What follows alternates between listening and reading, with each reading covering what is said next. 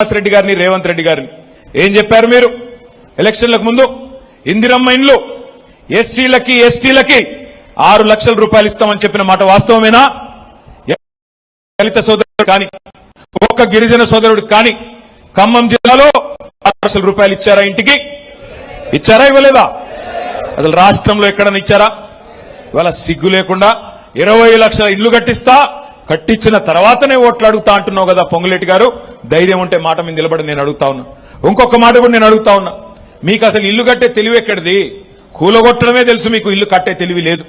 మీకు కూలగొట్టడం అనేది తప్ప, విధ్వంసం తప్ప వికాసం తెలవని దండుపాలెం ముఠ మీరు మాట్లాడితే నేను అడుగుతా ఉన్నా, ఇవాళ వ్యవసాయాన్ని విధ్వంసం చేయలేదా మీరు? రైతు ఖాతాలో కేసీఆర్ గారు ఉన్నప్పుడు ఒకసారి కాదు 2 సార్లు కాదు 11 సార్లు 73,000 కోట్లు మీరు అడిగే అవసరం లేకుండానే, ఎవ్వడికి దండం పెట్టే అవసరం లేకుండా నాట్లేసే టైం వచ్చిందంటే టింగు టింగు టింగు మన ఫోన్ మోగేది, ఖాతాల్లో డబ్బులు పడేది. ఇవాళ ఉన్నదా పరిస్థితి? రైతు బంధు ఎప్పుడు వస్తుందంటే దేవుడికి కూడా తెలియదు. ఎందుకంటే ఆ దేవుడిని కూడా మోసం చేసిన దౌర్భాగ్యులు వీళ్ళు. దేవుడి మీద ఒట్టేసి రుణమాఫీ కొట్టిన దౌర్భాగ్యపు ప్రభుత్వం కాంగ్రెస్ ప్రభుత్వం. అందుకే నేను అంటా ఉన్నా, వ్యవసాయాన్ని విధ్వంసం చేశారు. కేసీఆర్ గారు ఉన్నప్పుడు పొలం కాడికి ఒక ఫోన్ కొడితే ఆటో ఆయన వచ్చి యూరియా వేసిపోయేది, ఆటో అన్న వచ్చి యూరియా మీ ఇంటికాడ మీ పొలం కాడ వేసిపోయేది. నేను చెప్పేది కరెక్టా కాదా? ఇలా పరిస్థితున్నదా? మళ్ళీ వెనకటి రోజులు తెస్తామన్నారు, నిజంగానే ఇందిరమ్మ రాజ్యం అన్నారు, చూస్తే ఏమొచ్చింది? మళ్ళీ వెనకటి రోజులంటే మళ్ళీ యూరియా దుకాణాల ముందు చెప్పుల లైన్లు, మరి మళ్ళీ ఒకసారి ఆధార్ కార్డులు పెట్టుకుని దాని మీద రాళ్లు పెట్టుకుని మళ్ళీ కడుపు కాళ్ళు కాలుతుంటే నడిచిపోయి బువ్వ తినే రోజులు, మళ్ళీ ఆ దుస్థితి మళ్ళీ వచ్చింది. ఒక్క మాట నేను అడుగుతా ఉన్నా, రైతు ఖాతాలో పెట్టుబడి సాయం ఎగ్గొట్టడమే మహాపాపం.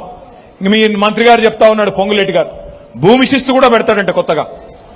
మళ్ళీ భూమి శిస్తు కేసీఆర్ గారు రద్దు చేసిన భూమి శిస్తును మళ్లీ పెడతా అంటున్నాడు మీ రెవెన్యూ మంత్రి గారు.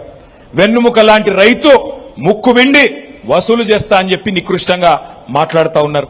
అందుకే నేను అనేది ఒకటే మాట, ఇవాళ రాష్ట్రంలో ఒక విషయం,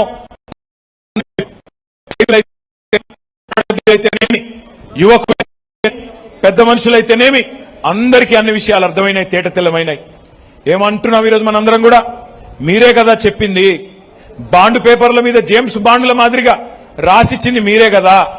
బట్టి విక్రమార్క గారైతే బాండ్ పేపర్ రాసి దేవుడి కాళ్ళ దగ్గర పెట్టి 6 గ్యారంటీలు కార్డులు భద్రంగా పెట్టుకోండి, 3 నెలలు భద్రంగా దాచిపెట్టుకోండి, 99 రోజుల తర్వాత మా వాళ్ళు వస్తారు, కాంగ్రెస్ కార్డులు తీసుకుంటారు.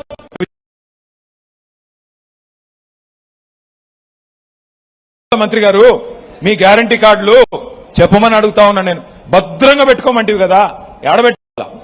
ఇంకా సిగ్గు లేకుండా 99 రోజుల్లోనే 100 రోజుల్లోనే అటున్న చంద్రుడిని ఇక్కడ పెడతామని చెప్పిన సన్నాసులు ఇలా చేతగాక మొఖం బాగాలేక వెనకటి కూడా అద్దం పగలు కొట్టుకున్నాడంట. అట్లాగా ఇలా వీళ్ళు మాట్లాడితే పనికి మాల కారు కూతలు కూస్తా ఉన్నారు. కేసీఆర్ అప్పులపాలు చేసిపోయినాడు, కేసీఆర్ అప్పులపాలు చేసినాడు. నేను అడుగుతా ఉన్నా రెవెన్యూ మంత్రి గారిని, రేవంత్ రెడ్డి గారిని, కేసీఆర్ అప్పులపాలు చేసిపోయినాడా? వానపాములు కూడా నాగుపాములై పోజులు కొడుతున్నాయి. నేను మిమ్మల్ని అందరినీ కోరేది ఒకటే, నాకు తెలుసు, మీకు తెలుసు, రేవంత్ రెడ్డికి తెలుసు, శ్రీనివాస్ రెడ్డికి కూడా తెలుసు, మళ్ళా గెలిచేది ఖచ్చితంగా కేసీఆరే, మళ్ళీ ముఖ్యమంత్రి అయ్యేది కేసీఆరే, అందరికీ తెలుసు.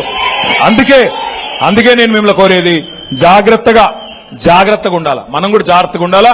ఇంకా ఇంటర్వెల్ దాకా సినిమా అయిపోయింది, లాస్ట్ 1 ఇయర్ ఎట్లాగూ ఎలక్షనే, మిగిలింది 18 నెలలు.